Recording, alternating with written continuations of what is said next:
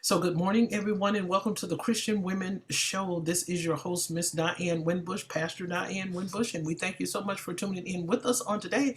And today, we want women to learn a little bit more as to how to budget, how to get their credit score where it needs to be. I know a lot of us are guilty of that. Okay, of getting into debt, and we don't know how to be able to get out of it, or we don't know how to. Um, um, uh, I guess trust whatever we see online or how to be able to make that happen. And we want to also get into a little bit about Equifax, and then they got all these other these little incentives to be able to help us. And so an expert that we have on the show today is going to be able to help us to understand a little bit more and how everything works and of the layout. So welcome, Ms. Markia Brown, to the audience. So good morning. Good morning. How are you? I'm doing great. So, kind of tell us a little bit about yourself, and then tell us also what kind of inspired you to be able to get into the credit repair business and helping other individuals to be able to repair their credit. So my name is Markia. I am a retired Army veteran. I medically retired from the military in 2019. And during my service, me and my husband we were what's considered dual military. So we had two paychecks coming in, but if anybody know anything about the military, we were broke, like living paycheck to paycheck. And we have 5 kids. We have 5 kids now. So we were always having to be creative with a budget. We were always having to make a way out of no way. And all of my friends used to be like, yo, like, how are you doing this? Like, I'll pay you to sit down and like go over this with me. And so I used to do it for my soldiers. I used to do it for my friends. And then when I got out, I was still getting those phone calls to do it. And so, I had financial literacy is such a broad spectrum. It can literally be anything. So for me, I wanted to pick something that I had the most experience in while still serving. Being a service member, service is kind of ingrained in me. The Army was all I ever known. I've done it since I was 17. And so being of service was very important to me. How can I provide a service that people need right now? Mm-hmm. And so I went through a really nasty divorce in 2014, and it led me down the path of, oh my God, my credit is messed up. My credit score at the time was a 444. And I didn't even realize it till I went to apply for an apartment for me and my kids, and I couldn't find a place to stay. Nobody would rent to me. I couldn't find a car to buy. Jobs were passing on me. And I had to kind of get myself out of that hole because I didn't know who to trust. Right. And so I wanted to take my experience and the things that I went through during that really dark period of my life and make it so that other people didn't have to go through that. Because literally the only reason I went through it is because I didn't know. So I figured if I put the information out there for people, then they wouldn't have to go through those things as well. And it kind of snowballed into what it is today. Right. Okay, wow, that is an impeccable story. And a lot of times, sometimes we have to go down in order for us to come back up. And then we learn better. We learn from our challenges and our differences. So, kind of talk to us a little bit about what credit repair actually is, because a lot of times we see a lot of commercials on television, we see a lot of advertisements and what have you and things, and so it kind of puts people in a scare because they don't know exactly what to expect out of a credit repair, or you come here and then we can be able to lower your rates or what have you, and so some people don't understand. So teach us a little bit about credit repair. So credit repair is an industry that should not exist. This is one of those things that would not exist if they would provide financial literacy in schools. But anybody who went to a public school can attest that it's not necessarily a requirement in most states. For example, Florida just made it a requirement now. So it's just like, it's an industry that shouldn't exist, but it does because of big business.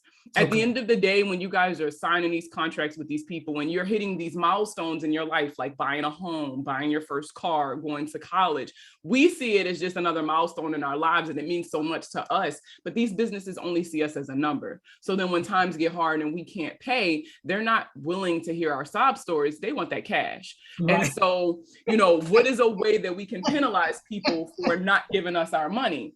Wow. I'm gonna tell everybody that they're not paying their bills.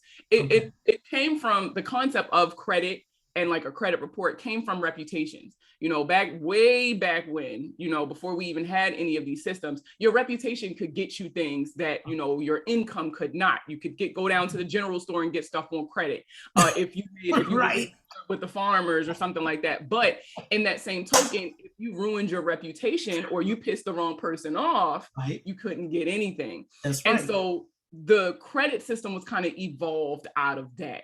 It was a way to provide your reputation to more lenders. And as the world opened up, technology advanced, banks started being international, they created a digital representation of your overall financial history. So it's a way of all these lenders are telling each other, like, listen, man, she don't pay her bills, be careful. Like, they're warning or encouraging other lenders to spend their money on you. And so that's what credit is in of itself. But a lot of people think that credit is just your ability to go get a loan for a house. So people be like, well, if I'm not buying a house or if I only pay cash for cars, I don't need my credit. But it's actually intertwined in everyday life. If you have a car, you need car insurance. Right. Guess what? When you get car insurance, they pull your credit. There's a specific report that they look for, actually, called your Clue Auto report. And that is used to determine what your insurance rates are. If you are looking to rent, when you go to rent, they run your credit. And they also run what's known as a tenant screening report, which also tells a lot of your business. So, you know, credit is really ingrained into a lot of our systems that we have now. It's just that we don't know. So a lot, you know, when you don't know something, it's a lot easier to ignore it or to kind of put it off to the side, not pay too much attention to it. And so my goal is that by doing, you know, the show with you guys and you know, the TikTok videos and the YouTubes, I want to create the conversation so that people start asking the right questions. People start, you know, talking to their kids more, because it was all, you know, for me growing up, it was always, if you can't afford it, don't get it. Right. That was it. Not knowing that you need credit. You have to establish credit in the adult world. And I didn't realize it until it was too late. And so, you know, I'm really hoping that by having these conversations, we start more conversations in households. Right. Absolutely. Because, you know, and I was explaining it, and I didn't know, you know, in the past either. So I was explaining it to a friend, and, you know, well, they did not allow me to have this house, or they did not allow me to have this loan, and I'm trying to purchase a house. And that's because you don't have any credit. Your name is not written down anywhere. So if your name is not written down anywhere, how can they trust anything to you or to provide for you? And so we've gotten that understood as to what credit repair actually is. So it's really actually, you have to it's basically on a business type of perspective. So let's talk about financial literacy. And so explain that to us as well, so we can be able to, and the audience can be able to learn about that too. Because, you know, as I tell all of my guests, we try to put it on as many platforms as we can, Spotify, so the conversation can be able to go as far and reach as far as many audiences that it can. So share with us a little bit about financial literacy. I'm so glad that you asked that question, because so many people don't, when they think financial literacy, they don't think credit literacy. Right. They just think, when they say financial literacy, I want to pay all my bills off and just pay everything off, and I don't want to owe anybody any money. And I get it. The idea of me having to pay these people my hard-earned coins at the end of every month hurts my heart. But you have to, and it sucks to say it, but you have to generate debt to build credit. So it's just like, you know, when it comes to financial literacy, it's not just being able to budget the money that you have.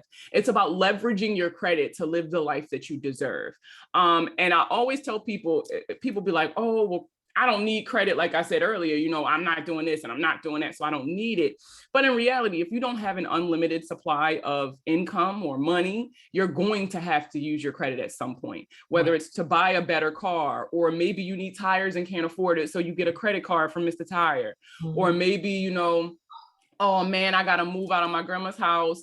So I gotta find a place to rent. Or, you know, there are even places of employment that will run your credit. And if it does not meet a certain standard, you will be denied for the employment. That's right. Absolutely. And so, like, a lot of people think that financial literacy is just the ability to pay your bills, but it's so much more than that. It's your ability to budget the money that you do have coming in,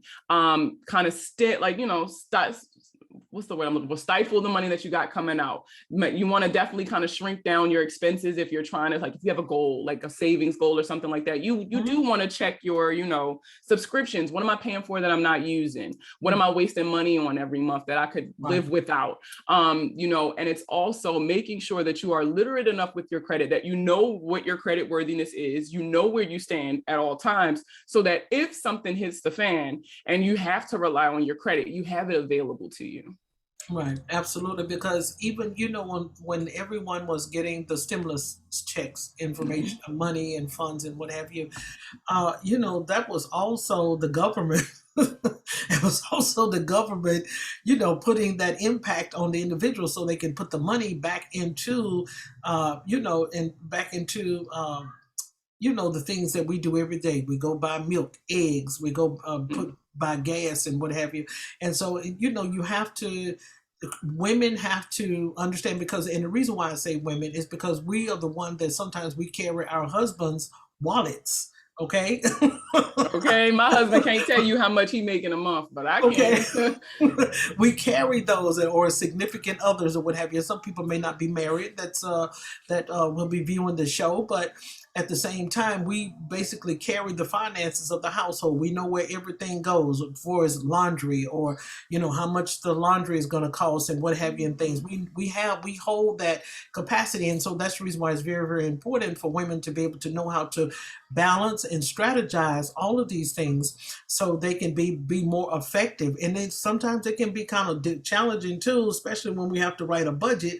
We don't need this, or we don't need that. I think they're trying to pass a bill now where they're allowing certain income brackets to be able to have satellite or either cable or something like for free as well. And so that's not an opportunity for women to become comfortable. You know what I'm saying? Yes, That's not the yes. opportunity for us to come comfortable just because things are provided. Now, I will not be able to get that because it won't be in my income bracket, of course, but this is just something to be able to help Christian women. We have to be careful, even when they're giving out the child care credit. Budget what it is that you have, budget whatever that they're giving out and what have you, even though it's to be able to stimulate the economy back as well. But still, we have to be able to have the knowledge and the resources, as such as what you're giving as well, in regards to how to impact our financial lifestyle. This is a lifestyle that we do. We get up as soon as Yes. the show is over with. We'll have to be able to do other things. It takes funds to be able to do what we're doing today. So, we have to strategize these things. So now we want to talk about also about and I'm kind of myself, I'm kind of cautious about this one. And so we know what happened to Equifax at first, Hmm. and this is not a harsh opinion against Equifax or anything like that, but still we have to be conscionable, as to certain patterns that people, basically they use and what have you. And so in regards to that,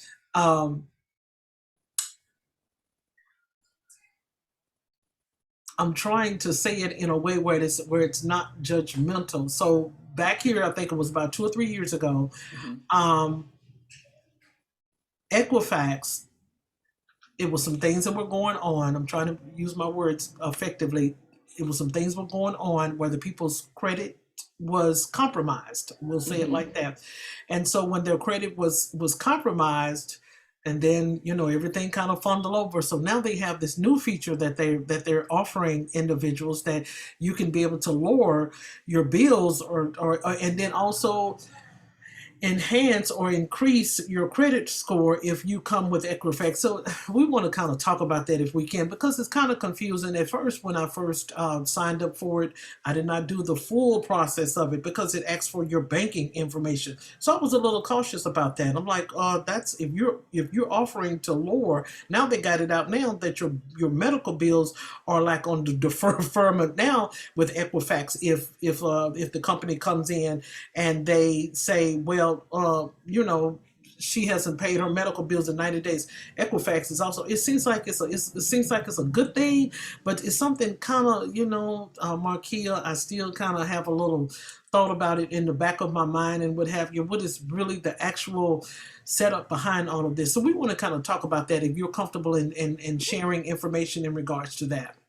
So at the end of the day, you have to understand that while Equifax, TransUnion, and Experian are the credit bureaus, and the government is watching them, at the end of the day, they're businesses, and a business's job is to make money. And so these additional features that Equifax offer are the same thing that every other credit monitoring app offers. Identity monitoring, dark web monitoring, things like that. I have been a victim of identity theft. I was one of those that was included in the original OPM breach back when the government, and I mean they exposed my fingerprints, social security numbers of myself and those close to me. Like it was a lot at that time. Wow. And so that this was also around the time of my divorce. So it was a lot going on at once, you know, so I'm dealing with my credit's messed up. I'm a victim of identity theft and I'm trying to rebuild all at once. And so that was how I started doing my little digging on the credit bureaus. I mean, Equifax isn't the only one to get sued for something. Okay. Right now, TransUnion is in a lawsuit because it came out that people who signed up for TransUnion services, TransUnion made it extremely hard to cancel those subscriptions. And so the tactics and the maneuvers that they use both in their contracts and on their website violated people's rights. It all boils down to what are your rights as a consumer. And the fact of the matter is a lot of people don't even know that they have rights. A lot of people don't know that there are laws that govern credit repair companies. They don't know that there are laws that govern debt collectors and what they are and are not allowed to say to you. There are laws out there that protect you as a consumer, but the issue is we don't know what they are. So we give these businesses carte blanche to disrespect us and to violate our laws, our rights consistently, because we're not sticking up for ourselves. Absolutely. And so the biggest thing I tell people when it comes to choosing what services that you need from each company, it's all about understanding how credit works originally. How is your credit score calculated? And what perks does this company offer that could help you get to whatever your goal is? I personally use Equifax free feature. I'm not paying for Equifax, like simply because when it comes to, I want to be as objective as possible. I don't want one of the companies who is responsible for generating my credit score being the one company that I rely on for monitoring my credit score, because then I feel like I'm not showing enough attention to the other two. And so for me personally, I do like a third-party credit monitoring. So I like, you know, Smart Credit, Identity IQ, My FICO is a really good one, especially for those of you who are looking to buy a home, because they monitor more than, My FICO specifically monitors more than one score. But I like Smart Credit and Identity IQ as well because of how they outline your credit report, and they make it very easy for me to look across all three bureaus and see if there are any inaccuracies or any inconsistencies in my accounts. But when it comes to their perks, like the Experian Boost, they've been advertising Experian. They're like, oh, if you sign up for this and you can input all your bills and it'll boost your score. What they're not telling people is that it's only going to boost your Experian score, and it's technically considered an inflation of your credit score. It's not really going to help you with like major purchases like a home or anything like that. So a lot of people just waste their time with stuff like that. But they know, right, especially post-pandemic, everybody's credit is messed up right now. Everybody's credit is messed up. And so they're preying on that fear. They're preying on the unknown. A lot of people don't know. And so they're signing up for these services that they don't need, and paying for things that aren't beneficial to their profile simply because they're afraid. Right. Right. Absolutely. Because, you know, and like I said, I'm not here to tarnish any business professional reputation or anything like that. My thing is more like cautious. And like, as you stated, you know, businesses are preying on that fact. The consumer fabric, I will put it out there in a minute and things. If they cross the line, you know, and I had to go to the bank and things like that too, and tell them, look, something is you're doing that is not right. Once I tell you that I'm no longer, you know, opted in with the overdraft fees or what have you and stuff, I'm going to contact the SEC on you if you keep fooling with my stuff. And so that's something that we have to understand, that those are our rights. The Consumer Fair Act, that's another right that we have, that we can contact these individuals. And like you say, and this is the next question, what we're going to get into is the fine line. How important is it for us to read the fine, even though it's a lot of work, and they've been working on it, Marquia, for years of trying to prevent businesses from writing things so tiny, you know, at the bottom, because they know that we're not going to read it. We're trying to get the vehicle. We're trying to get the next home. We're trying to get the credit that we need. We're trying to get the next opportunity. We're not going to take the opportunity to read all those fine lines unless they are there willing to be able to read that disclaimer to us. And that's what they're trying to stop now. They've been working on it for years, but it's still kind of up in the air of them being successful or preventing businesses from causing individuals to enter into contracts with the small fine line. So, talk to us a little bit about that too, as the importance of reading all of the details of your terms and conditions, even when it's digital too. See, because we don't understand that once we click on it online and it's digital, that still we have entered into a contract. Yes. And this kind of goes back to the TransUnion lawsuit. In their contracts, they had very abusive verbiage. They had very litigious verbiage, scaring people into thinking that they couldn't get out of these subscriptions, scaring people, making it very hard for them to kind of weasel their way out of it. And this is why it is very important to read the fine print. Do your research. I tell people all the time, practice discernment. Every message that you hear is not for you. You have to learn how to pick apart the pieces that are and leave what isn't. A lot of people get into these Facebook groups or start listening to these podcasts, and just because somebody said something, they're jumping on it. You have to understand that your credit report is a financial fingerprint. It is as unique to you as your physical fingerprints are. And so, what works for one person may not work for you because your situation is different.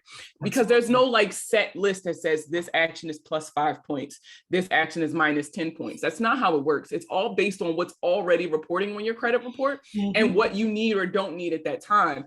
And so it's very easy for people who don't know or don't care to know to kind of get swayed into, oh, such and such got this car and they gave her $25,000. So I'm going to go apply for this. No, that wasn't what you needed for your profile. You didn't need a new account for your profile. You already have high balances on the accounts that you have. So the biggest thing that I tell people is to practice discernment, because with that discernment comes research. When it's something that you truly want, you're going to do the research on it. When it comes to a house, you're going to look at that house. You're going to look up how many people owned the house previously. When was the house built? What major work was done on the house? When was the last time the roof was replaced? So you need to apply that same logic to credit cards and loans that you plan on getting. What is this company's histories with with customer service? What kind of issues that they have? Do we see a lot of lawsuits with this company typically? How do they handle their loans? If I feel like my loan is too high, am I able to refinance? How long will it take me to refinance? And will this company allow me to refinance with them? So it's all about doing your research before you get the account. And you shouldn't wait until you're signing up to want to read the fine print. You should already know what it's going to tell you before you even submit your information to see if you qualify for it. Okay, absolutely. That's the biggest piece of advice. Right, absolutely, because reviews are very, very important. You can go online and even if you don't see it on a Google review, there are other types of review softwares and platforms that you can be able to look up on or review, so you can be able to understand what it is that your person, even if it's something down to a washer and dryer, you can look at the company and say, okay, we're going to look at General Electric to see if they have the reviews according, okay, so take for instance, it was a product that I had recently purchased, I don't know, probably about 6 or 7 months ago, but they never added in the contract that they do not assemble the product, and they leave the product outside on a skid. And so after I thought about that, and I'm like, and then after I kept thinking, I said, well, this is the wrong product.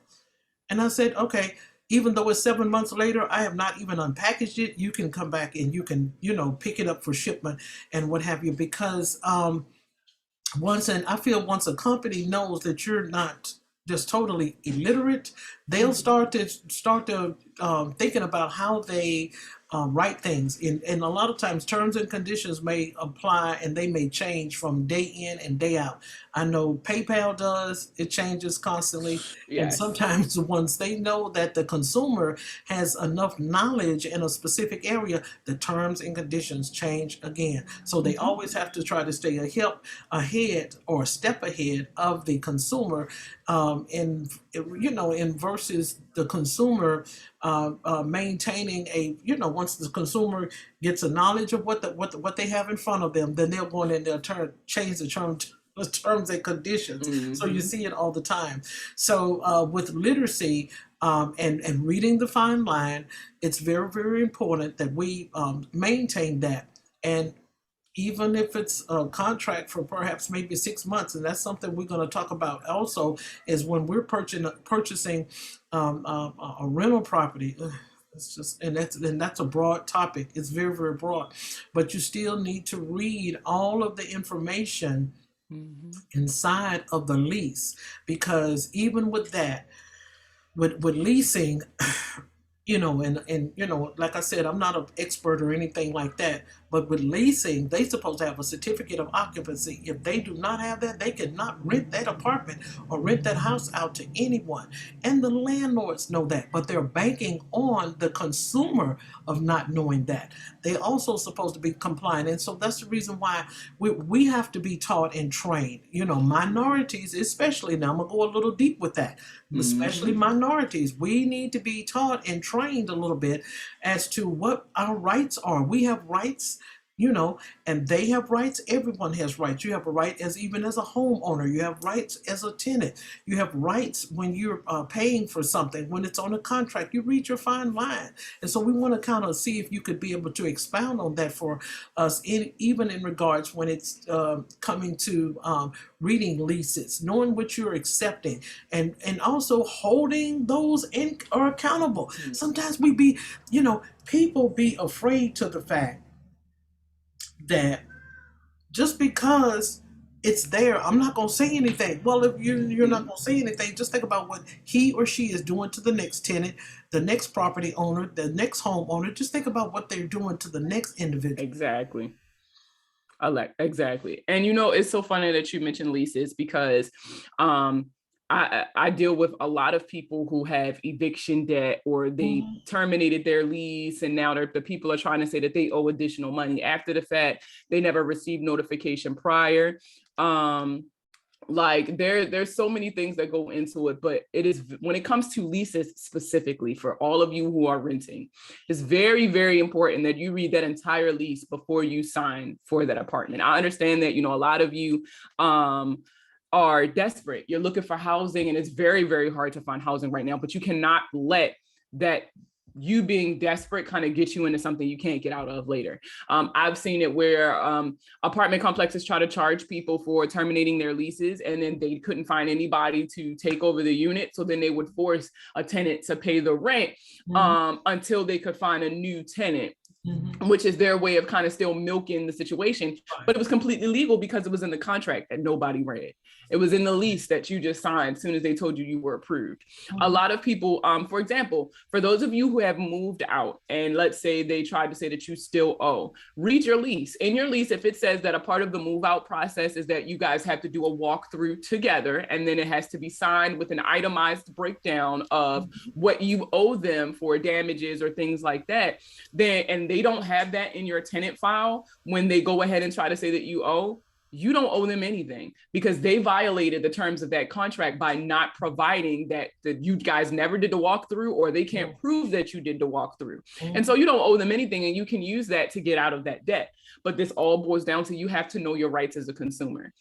The Fair Credit Reporting Act, the Fair Debt Collection Practices Act, for those of you with credit cards, the Fair Credit Billing Act. There's so much information out there that protects us. But, and it's something I always used to hear growing up. And it was one of the main reasons why I turned to social media specifically to spread the information, is because I was always told, if you wanted to hide something from Black people, put it in a book. I was always told that. Yep. And so I read the books, and then I make my TikTok videos about them. I read the books, and then I'm doing these webinars, I'm doing these workshops. I read the books so you don't have to. With the way that technology is shifting now, and with the way that the internet is just so readily available, you literally have a spaceship in your pocket. So it's like, now the information is there and you have access to it. It's just a matter of, we got to start pointing people in the right direction. It's time we bring back the village mentality, because a lot of the things that could benefit our community don't, because we don't share them. It's like we learn something and it helps us and we straight, but then we don't pass it on. So then, that's another issue of, we have to start taking care of each other because these systems were not designed for minority women to be successful. And so these platforms like the one that you provide are very important, because by highlighting other women of color or just women in general in these spaces and allowing us to talk to us in ways that we understand, it makes it so that the information is also easier to retain. Because if I got in here in a suit and I'm using big 7-letter words and I'm bringing up math problems and probability and fractions and all that stuff, nobody's gonna listen to what I got to say.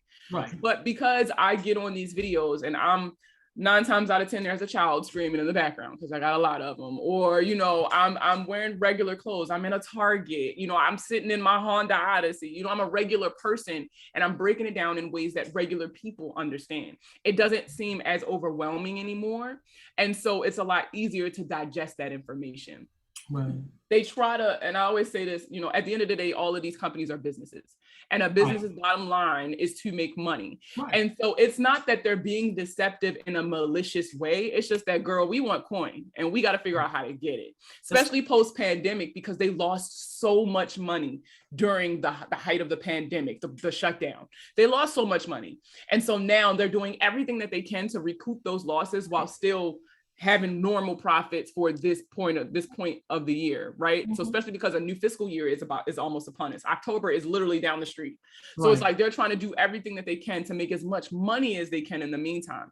So for those of you who have debt in collections, I highly suggest that you look up the FDCPA, or the Fair Debt Collection Practices Act. You can download the PDF online. You can go to ftc.gov, which is the Federal Trade Commission. They are the ones responsible for enforcing consumer credit protections. They also have all of the information available for free.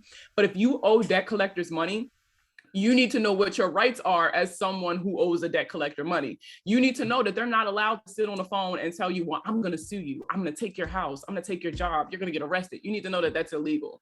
You need to know that they are only allowed to call you between certain hours according to your time zone, not their time zone. You need to know that once you tell a debt collector not to contact you anymore, via phone or mail or whatever the case may be, they cannot do it anymore. And any violations of that right, you're entitled to up to $1,000 per infraction. So it's like, it's very important for you to know these things if you are going to combat these things. You cannot go up against an enemy not knowing nothing about them. You're going to lose every single time. Every single time. Absolutely, I agree with that. Even with the rent, you hear on the news the stories, NBC Nightly News. You hear a lot of stories about. I think I saw someone post on Facebook where the landlord had went in, and this was an upscale townhome or studio type of apartment. This was like $12,000. People are trying to recoup from what they lost over the pandemic period, and so.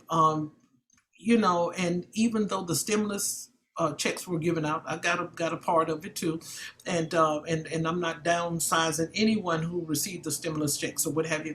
My thing is, I knew something was coming behind it. Anytime something is being released for free, something else is coming behind that. Something else is coming, and then they make you file it on your taxes. See, okay, that was not foreseeable. That was not a foreseeable act. They did not say that you had to file it on your taxes, even with the child care credit funds that were given out from December, which I don't have any children. My children are grown. They got children, but from the month of I think it was July to the month of and people were going in there just wasteful, getting body tucks. But here's the thing. That was always in the it was in the contract. It was in the fine print. Nobody read the fine print. Wow. They allowed they allowed that desperateness, that desperate need for, oh my God, what am I going to do? They allowed that to blind them and not read the terms of the agreement. Like you said, this is not your first rodeo. If they're giving something out for free, it's something behind it. But other people, those of us who are just now, like, we're the adults now. I'm 29. Like, when somebody say go get an adult, somebody's looking for me. Like, so, for us, this was our first rodeo. We didn't know. All we heard was free money. What? Right. Like, okay.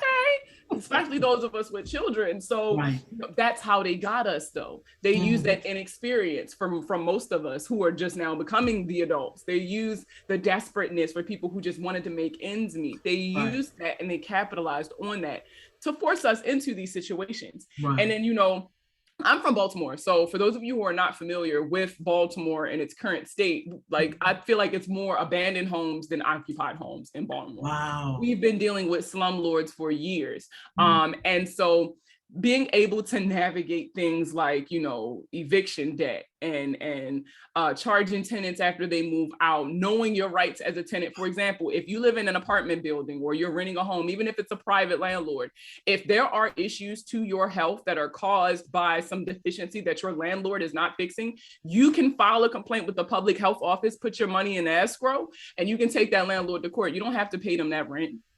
Exactly. You can use that public health complaint to get out of your lease. And it's nothing they can do about it. Things like not fixing your heat and it's the middle of winter, not fixing your air conditioning and it's the summer, especially if you have small children. You know, there's so many rights that we have, but again, we don't know. We don't take the opportunity to get the knowledge and what have you. The environmental service also can step in, especially with when it comes to the air conditioner and the heating issue. That's excuse me, that's an environmental issue. And so we have like in Shelby County, Memphis, Tennessee, that's our location.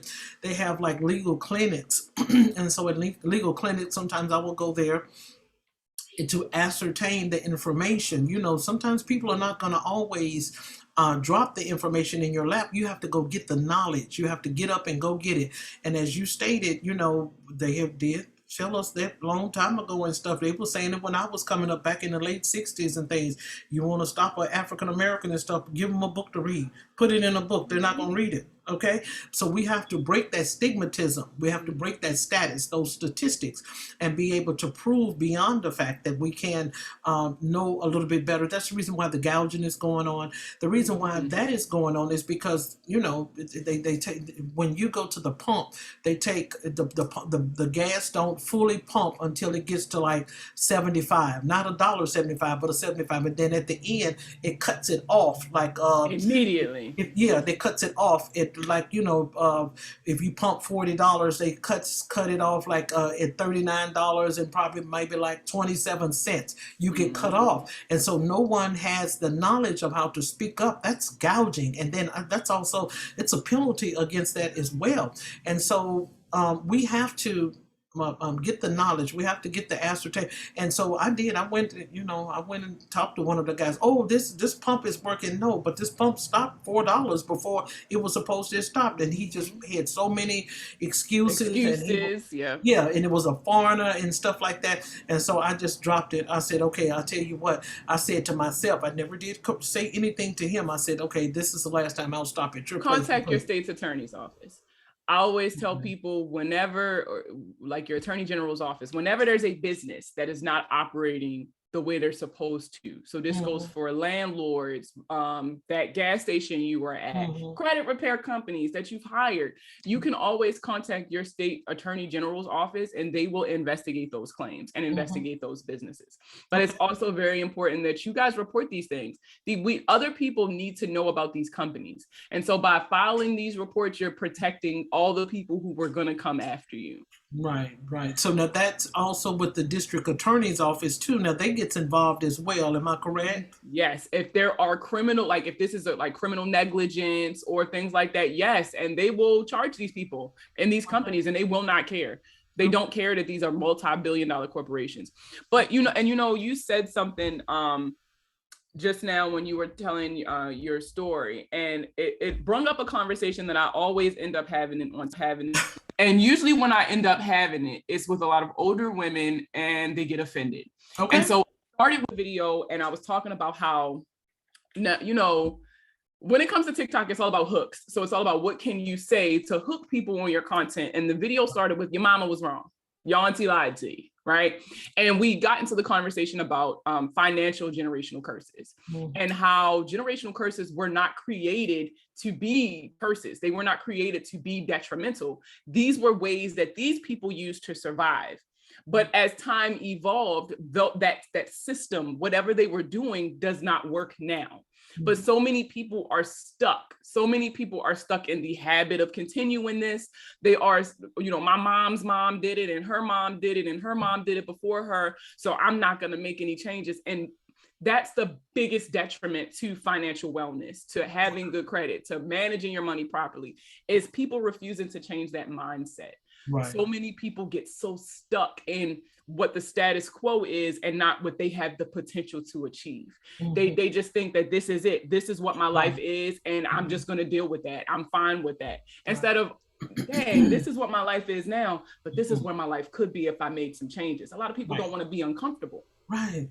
Right. You're right. You're right. You are absolutely right. They do people. We don't want to take the necessary steps. We don't want to take it. We want, it's like a communist thing, kind of basically and stuff. We want people to do it for us and things. Nobody's going to do anything for you. They're going to keep walking over you. No, they're going to continue to walk and step over you. They figure if you don't know the law, which brings me to the next question we want to talk about real briefly, and that's about the. I'm just going to be honest, and we're not here to bash any title loans or cash loans or what have you. So, and we were watching American Greed, and so that uncovers all of the fraud, all of the the Bernie Madoff era, and all of that stuff. Yep. So, I was watching Cash Express come up. Really simple. Come on, just hold on. Cash Express come up all out of anywhere, and this is a local business, just about in a lot of states, maybe all 50 states, I guess. And what happened was this African American lady. Okay, I'm going to tell you about. It's a two-part to that. It was an African American lady, older lady. It looked like she probably was in her 60s or something like that. So she took out a loan. But she did not. She did not give Cash Express. I'm just going to tell it because it was on the TV. So I'm not doing anything defaming the company or anything. It was on national television.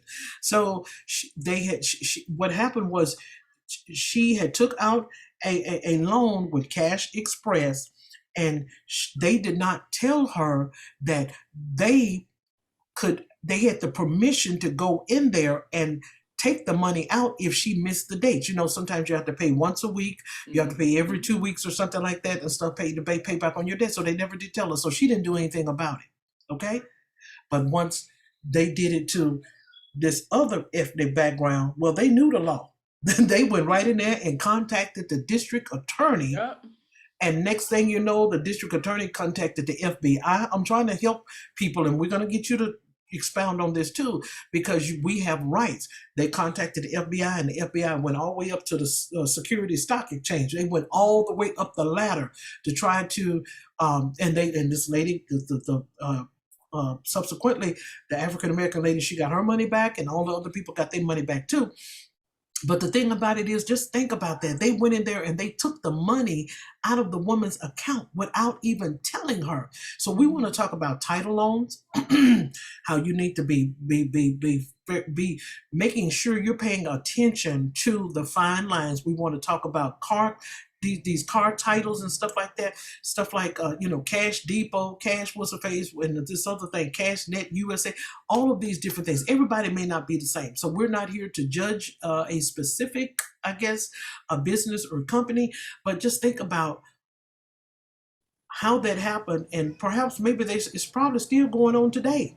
Just people just come up with a creative way. After you catch me doing it this way, I'm going to go around another way to do it. And they was taking the money. Didn't even give the woman the opportunity to go up there and pay it. I think she may have been maybe a day late from paying it on the date that it was due, her due date. And they went in there and took the money out, drafted it out of her bank account without telling her. And you best better believe the SEC went in there and hung Cash Express up on a hook and put it in. And they all of a sudden they came up on American Greed. So we want you to expound on that too, the importance. Don't give your car away if you don't know your rights. Don't give your car away if you don't know the significance of what you're signing. So it's very funny that you bring this up because there has been numerous reports, post-pandemic. I keep saying post-pandemic because it's very important for people to understand that there has been a transition. COVID did a lot more than make a lot of people sick. Come on now. It financially, it crippled America and Americans. And so now everybody is struggling to figure out what is the new normal, because we finally realized we're not going to get back to where we were before. No. So with this realization, and this is another reason why I always say representation matters, with the increase of African-American and other people of color who are in the financial space now, and then, all of these self-realizations about the economy and what's really making the economy kind of buzz and tick and move, we've realized how predatory in nature these title loan companies, Cash USA, how all these companies are, because if you think about it, there are a lot of urban communities, right? That's what they call them. They call them urban communities. There are a lot of urban communities that don't even have supermarkets, but they have multiple like payday loan places.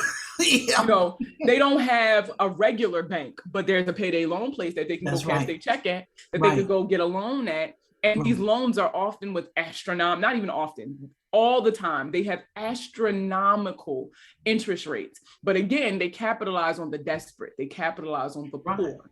And in order for America's economy to continue circulating the way that it has, we have to have poor people. There has to be poverty.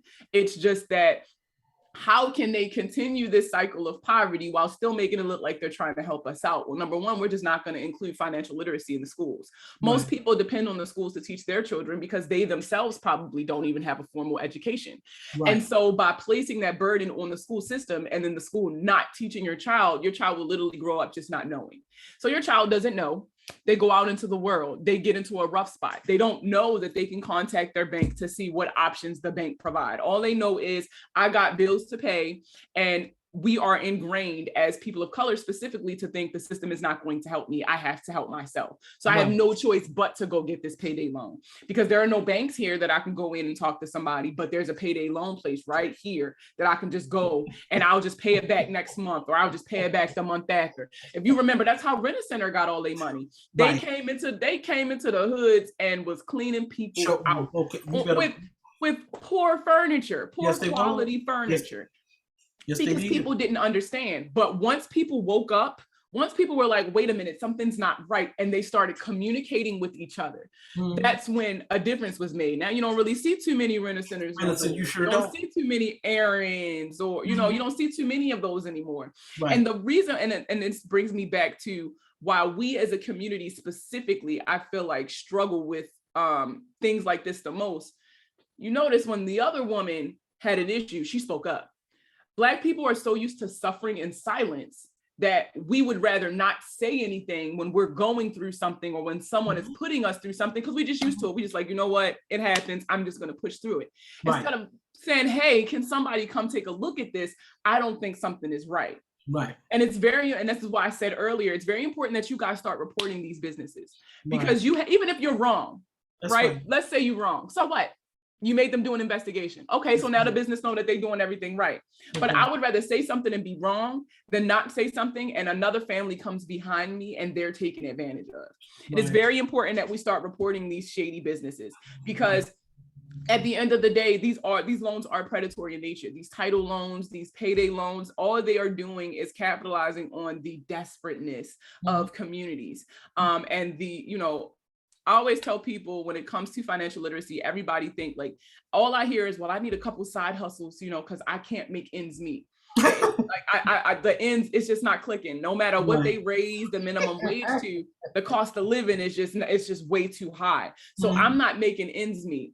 And so they know we're not making ends meet. And so they move into these communities and they're like, you ain't got no money? I got a lot of money. What do you have for me? Pawn shops.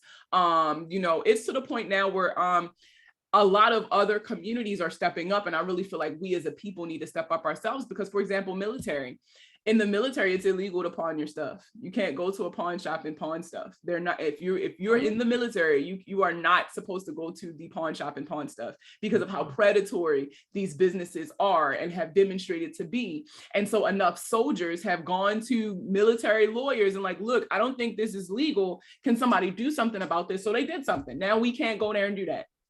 So now they've lost a lot of their businesses. There's a lot of pawn shops outside the military bases because they know we broke. So we're also not allowed to get payday loans. If you are in the military and your name pops up in that system, they cannot give you certain loans. Certain companies that have a history of poor customer service, predatory lending practices, things like that, you are not allowed to get a loan from them. And so, all of these other communities are stepping up and setting their lines in the sand and saying, yes, we're desperate, but we're not this desperate. Yes, we need help, but we don't want your help. So it's important that all of these other communities step up as well. If you feel like the payday loan place in your neighborhood is preying on and even Wells Fargo did this for a while. I don't know if everybody remember, this was years ago, like pre-2010, I want to say, or like around 2012.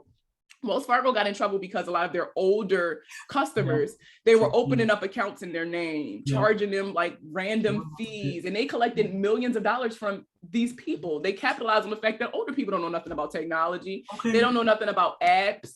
If they're not going to the bank to physically check their balance, they don't know what's in their accounts. And so they were capitalizing on that. These businesses were capitalizing on people because, again, their business.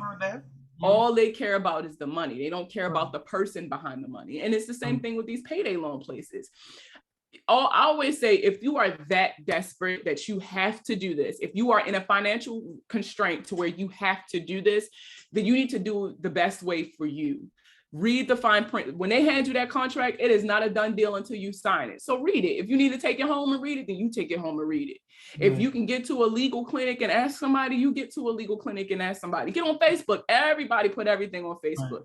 Get in these Facebook groups and ask some people to see what kind of answers you can get.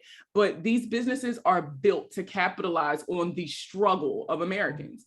And so, that in and of itself is predatory to me. I'm very anti payday loans, but I'm also a realist. I know life happens and you need cash.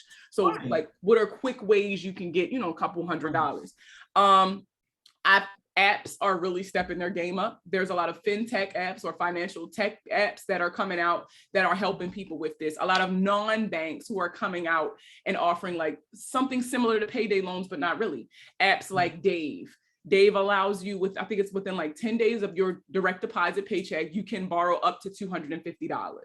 And then they'll just take it out on payday with an additional $6 fee if you want the money instantly, but there's no interest.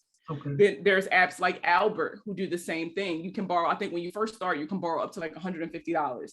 And then as you borrow and pay back and have a good rapport with them, they increase how much you can borrow. But, there are other places with far more attractive terms and conditions. You just got to look for it. But again, because these things are just in our neighborhoods, like you can't find a church, but you can find a payday loan place. You can't find, a school. All the schools are shutting down, but you can see a payday loan place on the corner. Don't get caught up by what's in front of you. The world is entirely too big and the internet is far too accessible for you to just be accepting things for what they are. Do your research. That's the biggest thing whenever it comes to any kind of accounts, and always see what your other options are. Absolutely.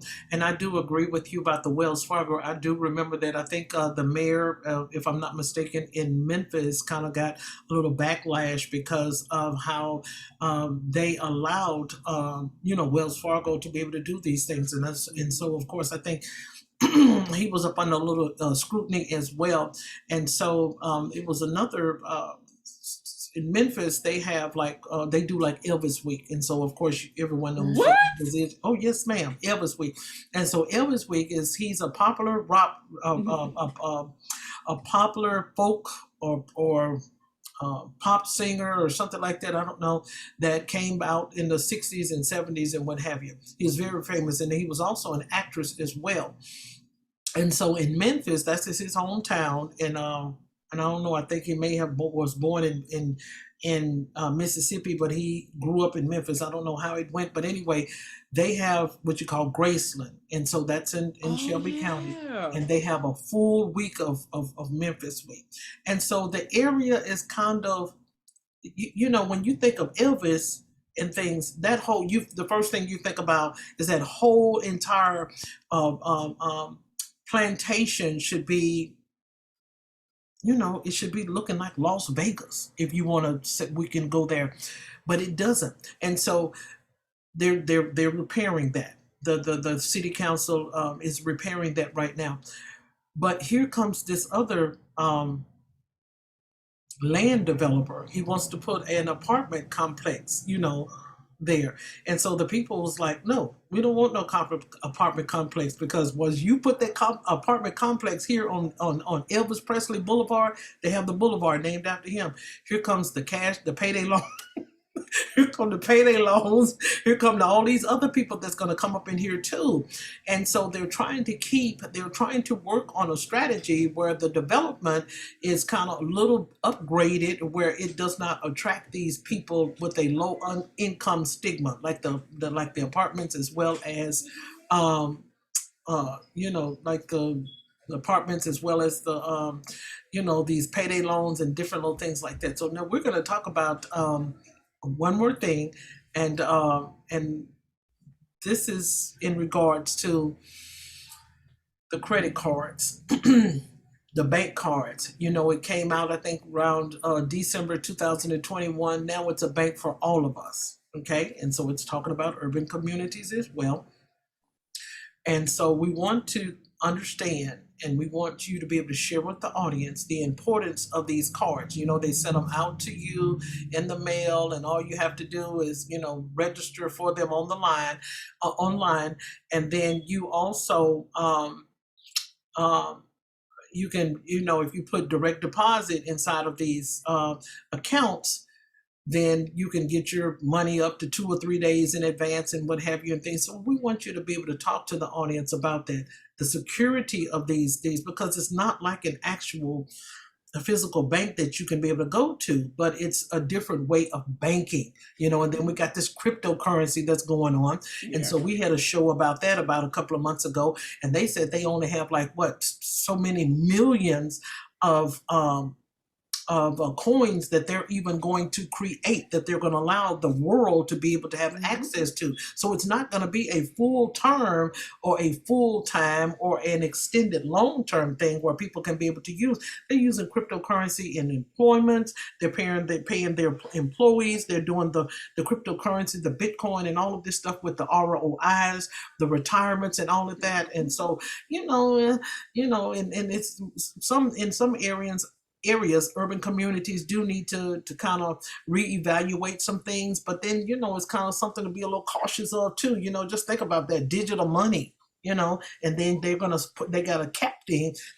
a capitalizing amount of how much that they're going to allow the people to be able to have. So people are kind of concerned about that. One of the CPAs shared on the broadcast of this individual. She was trying to get a plane ticket to the United States from Africa. She could not do it with her regular credit card. So somebody from the US went in there and sent it through Bitcoin, and she was able to access the flight. I mean, that's scary. So talk to us a little bit about that, and about all of these cards that they were sending out, so that people can have at least some sort of surety. Is this something that they want, or they still want the traditional way of banking? So the traditional way of banking is going out of style. It is.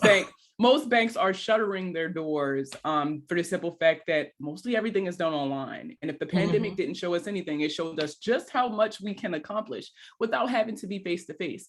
This is going to save banks a lot of money, because they're not going to have to run branches. You might see a couple in your neighborhood, but the amount of physical locations that are going to be available definitely going to be decreasing over the next couple of years. And it's not because of the increase in crypto or because of the increase in non-banks, because what a lot of people don't understand about these non-banks is that they're often backed by banks. For example, there's a credit building account that I always suggest for people who don't have the best credit, so that they can get approved for an account to start generating that on-time payment history and things like that. And it's called Self. Self is backed by Austin Capital Bank, and Austin Capital Bank is FDIC insured. So even though Self itself is not a bank, it is backed by a bank. And so that's how they are able to provide a lot of these services.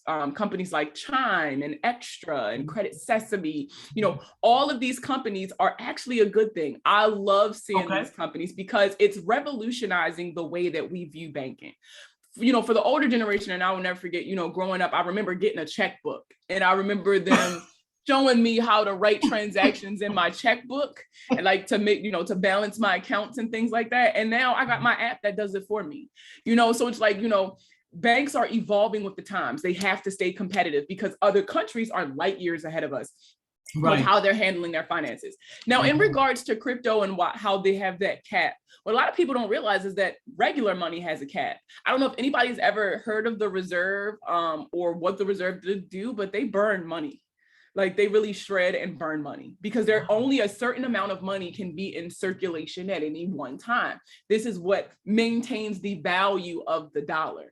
And so often money is pulled out of circulation and destroyed to ensure that not too much American dollars are actually floating around. A lot of people don't know that there has to be a cap because if we could just go around printing as much money as we want or creating as many crypto coins as we want, then it loses its value. Right. And so by creating that cap, they are retaining the value for that specific coin or whatever the case may be, while still, providing that benefit. I am somebody who has invested in crypto. I would not have been able to get my car that I have now if it was not for crypto. I got in with Dogecoin at the bottom of the bottom, and then everybody's talking about it online. It shot up and I cashed out, and I used that money because I crashed my husband's car. So I used that money to pay off his loan so that we could get a new car, so that it wasn't counting against our credit when we did decide to go car shopping. And so, I'm very excited about the potential of crypto and what that could mean for us. I actually had the pleasure of being able to sit down and listen to last month I was invited to Capitol Hill. It was a fintech event that was thrown by there's a credit building app that Jay-Z invested into a couple years ago called Outro. And they are dedicated to providing financial literacy to all people, not, regardless of your status or your class. And so in the event, Apple came down. They had somebody from who was responsible for Apple Pay come and speak to us. And Apple Pay is the most secure form of payment right now. Right. Simply because when you pay with Apple Pay, even though you're paying with your debit card, it generates a fake debit card number to run the transaction so that even if the information is captured, it's not your information that's captured. So your information can't be compromised currently. Right. And so a lot of older people who aren't used to this technology, they hate Apple Pay. They're like, I don't understand it. My credit card information, now Apple got my information and they just gonna give it to everybody. When in all actuality, it's the most secure form of payment right now. Okay. Like, even over PayPal? Yes, definitely over PayPal. Like, I feel like me putting my money in my shoe is more secure than putting anything on PayPal at this point. Oh, don't say that. As systems have been around for a while, and as somebody, so for those of you who don't know, I have a crypto background in the military. When I first got into the military, I was a signals collection analyst, and then I started training to be a cryptologic warfare technician. And so the hacking, that's my thing. Like, I'm obsessed with knowing like things like that. And so as systems are around longer and longer, more and more people try to hack it. And the more people try to hack it, the more they try to release patches. But in order to figure out these patches, we have to identify what the vulnerabilities are. And it's a constant cycle. It's literally never ending. And PayPal has been around for a while now. Yep. So it's safe to say a lot of people then broke through their defenses a little bit too many times for me to be comfortable. And so with Apple Pay, they haven't had that yet. And so for me, whenever I go out, I look for that sign that they take the little tappy tap. Because I'm gonna tap my phone. One thing about me, I'm gonna tap my phone. Because it's so secure. Because at the end of the day, I don't know if you guys remember India. I don't even think they probably are still in it, but India had an issue where they were printing too many money. There was too much money in circulation and the money wasn't worth anything. So even if you had cash, you could not go to the store and spend that cash because it wasn't worth anything. And so America is honestly facing something like that in the future, not the near future, but it could happen. And so not to mention money is dirty. Not to mention, money can be forged, counterfeits, things like that. And so they are testing the waters with crypto as far as making America a cashless society. If I don't know if anybody's paid attention to the news and what Amazon has been doing with Whole Foods, but they've been emulating like Japanese supermarkets. They're smart supermarkets where you put your stuff in the cart and then you walk out the store and it automatically charges your card on file for whatever that you have in the cart. So, you know, we are transitioning into a cashless society. And so crypto and Apple Pay and everything, they're just testing the waters. They're trying to see what works, what doesn't work, what's secure, what's not secure, because eventually we are going to be making that transition. And so I highly encourage anybody who's listening to this, do your research, start brushing up on this stuff, because it's going to be the future, whether you agree with it or not. And so you can either get with the times or you can get left behind. That's literally kind of where we're at. Now, these non-banks, I love non-banks. And the reason why is because a lot of people don't understand that these can actually be very valuable tools for those of you who are building your credit, but don't really understand the concept of credit completely. Okay. And so I call them prepaid credit cards, right? Now, this is only some of the cards. These aren't all of them, but the Chime Credit Builder card, there's a company called Extra. It's called the Extra Debit Card. Credit Sesame, a lot of y'all know them for like tracking your credit score, but they offer something called the Sesame Cash Card. And what these cards are is that they are debit cards. They operate like debit cards. You put money into these accounts and you spend the money that's in the account. That's it. There's no fees. There's no credit checks. There's no interest because you're not borrowing anything. That's literally what it is. However, these cards specifically help you build credit.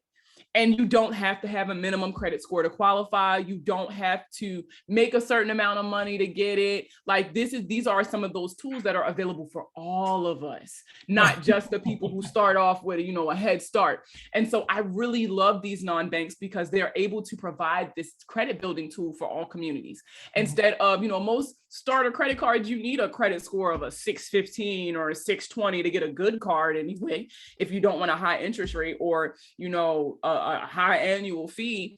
Right. And so I really, really like these non-banks and kind of what we're transitioning into. The idea of, you know, these big conglomerates like Wells Fargo and Bank of America who make billions of dollars and don't even pour into the communities they're part of. But I've been to events in communities where Chime has sponsored financial literacy events. I've seen, or credit unions even. Credit unions are way, like, in my opinion, credit unions are up here. Like, if you have a local credit union, join it. Even if you just open up a savings account, put $5 in it and just let it sit. You definitely want to get in good with your credit unions, simply because they pour into the communities that they're a part of. They often have a lot of benefits regarding like financial literacy resources, workshops, employment options, right? It's a lot, you know, they tend to hire from within the community because that community is keeping them afloat. Right. And so, and there's so many perks with a credit union because they're not as large as a Bank of America or Wells Fargo. So like, you know, things like loan terms could be a little bit more attractive. They're more willing to look at your profile versus your score when it comes to certain things. So I definitely suggest you guys do your research with these non-banks, these credit unions, because they're offering a lot of perks that traditional banks don't offer. Mm-hmm. They are ahead of the curve.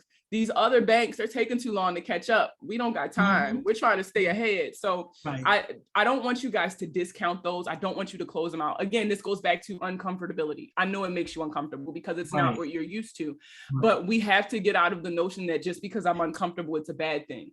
Honestly, it's the not knowing that makes you uncomfortable. So once you start asking questions, you'll start getting more comfortable with the decision that you make. So I'm super big on like crypto and non-banks. Okay.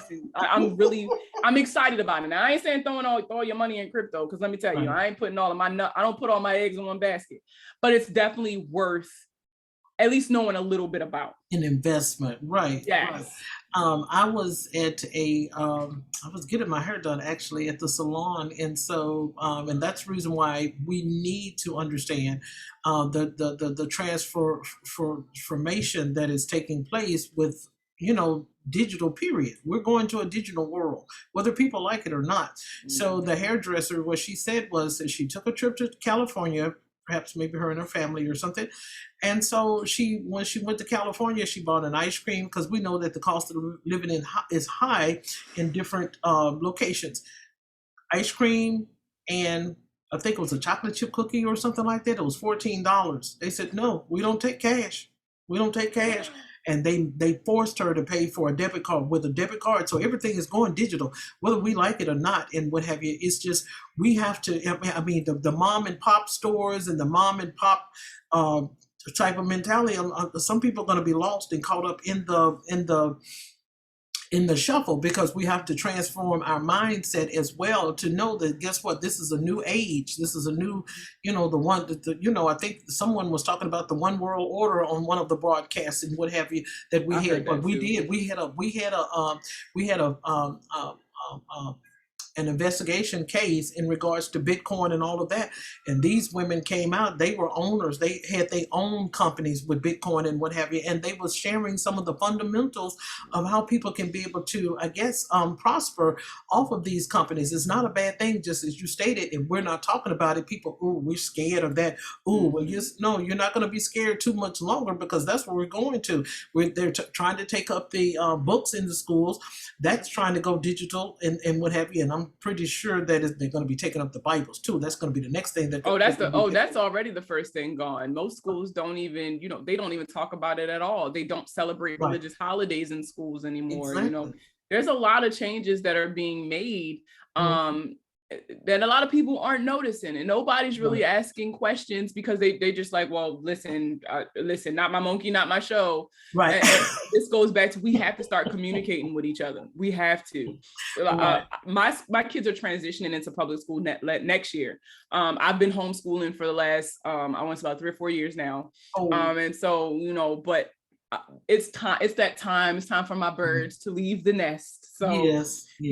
And we are very techie household, very techie. We have computers in almost every room. My children have laptops and iPads and Nintendo Switches and things like that. And so yeah. When I went to the schools and I'm looking at what the schools are doing, the schools have iPads and MacBooks and iMacs, and they have smart boards in the classrooms now. They don't have the little projector that they used to have with the mirror on it that used to go up on the wall. They don't have the transparencies no more. Like, everything is, even tests are digital now. They don't have the Scantrons in some schools. It's just crazy how different everything is for each generation. My generation was the first one to really get computers in the home, to really even see even a piece of technology, incorporating music into lesson plans and, things like that. So it's really interesting to see the advancement, but it's scary. It is. I'm gonna let you in on a secret. I had completed a marketing degree back here in, I don't know, but I'm gonna tell you what was so frightening about it. I saw it was through Microsoft, and I can't even tell you exactly what it is today, but it was a thin layer of glass. It was transparent, and they were doing the internet and solving problems on it. If I almost fell backwards when I saw that. I'm serious. And so the instructor, what he did, he left a link to the students to it, and when we saw it, I'm serious, we almost flipped out. That was very, very scary. It was a just like a chalkboard in a classroom. It was very thin, real thin piece of glass and what have you. Just like we see when we look at a photo or something like that, and we see a lot of numbers and creative work and what have you, and you may see a person put their finger in the middle of it or what have you and stuff. He was actually working off this board. It was not in no classroom. This was in a type of meeting, in a meeting room and stuff, and he was actually working off of it, and it was on the internet, and it was real thin. I'm talking about, it was thinner than this bookmark. It was real thin, and he was writing on it. He was communicating through the internet on it. And I'm serious, we're going to see a lot of things, because we're already saw back here a few years ago where they're trying to, I think in Japan, they're working on cars where they can be able to fly around in the air, just like the Jetsons. So, that's the reason why I'm bringing this topic up to these audiences, both audiences, Christian and non-Christian, because we got to get ready for the transformation. It's already here, as a matter of fact. But sometimes it takes some of us in urban communities a while to catch up, because we're so busy doing other things that we don't feel that these topics are important. Our finances are very important. It's important that you look at the fine print. It's important that you report these individuals that are not holding up the contract as they stated. And as I stated with you with Cash Express, that's awful. How would you go in there and dishonest an urban community by going in there taking out money, and the person did not even sign up for auto pay. And a lot of other individuals, I had to get on AT&T. I'm sorry I had to say that on the broadcast. I had to get on AT&T about the same thing. Went in there and they took out some funds without my permission, and I went back in there and got on to them because I know some of that. I don't know everything, but I know some of the policies and procedures. You don't have the right to do that. I didn't give you a right. And they put it right back on there. And so if we don't know, then the people will take advantage of our finances. And the women are the ones who carry the wallet, even though the wallet is in the back of the husband's pocket. So we wanted to just kind of wrap that up and things. And we want, before we leave the show today, we of course want you to be able to share how the audience and the listeners can be able to follow you if you desire for them to on social media, as well as any links. You have any publications that you have published to be able to share with the audience, you can be able to do that so they can learn a little bit more about financial literacy. My main platform is TikTok. I am a content creator for the hashtag Black TikTok creator program. Most of my content is geared towards financial literacy. This is my personal TikTok, so there are a couple funny videos. But my TikTok name is @themoneyplug.co. And that's also my website. That's why that's my TikTok name. My website is themoneyplug.co. I'm on Instagram. I'm on Facebook. Instagram, I'm @THEE Moneyplug, so The Money Plug, as well as Twitter. I'm on Pinterest. Facebook, I'm just The Money Plug, LLC. And you'll see me, my signature locks. I promise you won't miss it. But I mainly use social media because that's where everybody is. Everybody has a phone in their pocket. So it's nothing for them to just pull up a YouTube or pull up a Facebook or a TikTok. And so social media is the best way to get in contact with me. My email address, for those of you who have, questions that maybe you're not comfortable sharing on social media, or you just, you really want to kind of just talk. My email address is Markia B, so MARKIA, the letter B, @themoneyplug.co. And like I always say, education is free. So it's nothing for you to ask a question and me to show you exactly where you can find your answer or tell you exactly what you can do to kind of handle that problem. All I ever ask is that you guys pay it forward. I always ask that when you learn something, teach somebody else, and then have that person teach somebody else, because that's the best way that we'll spread this information. I actually just had a conversation yesterday with another TikTok creator, because oral history is how African Americans have been able to preserve what little bit of culture we have. Absolutely. And so it's important that we also continue to do that with things like financial literacy. A lot of Black people don't like talk about money. One thing, like, you want to end the conversation quick, you bring up politics and you bring up money. So, it's very important that we kind of get rid of that stigma. It's time for us to start talking. It's time for us to start sharing and bringing back that village mentality, because if everybody around you is eating, nobody is hungry enough to steal off your plate. And I think a lot of people really don't understand that. That's why we have a lot of high crime in these areas, because people are hungry, people are starving. And so if we can get this information to them, this could help heal a lot of communities. And so all I ask is that you guys like the content, share it with your friends, share it with your family, start these conversations. That's what the content is for. And that's truly just it. I mean, a like and a follow goes a long way for small time creators like myself. Absolutely. We thank you so much for being our guest today on the Christian Women Empowerment Show. And so everyone, just look for us. We'll be coming back again with some more important information, because whether you're in the church or not, it's very important that you stay abreast of the upcoming things that are going to be a part of your life. So everyone, have a wonderful day. And thank you once again, Marquita, for being No problem. Thank you so much. You're welcome.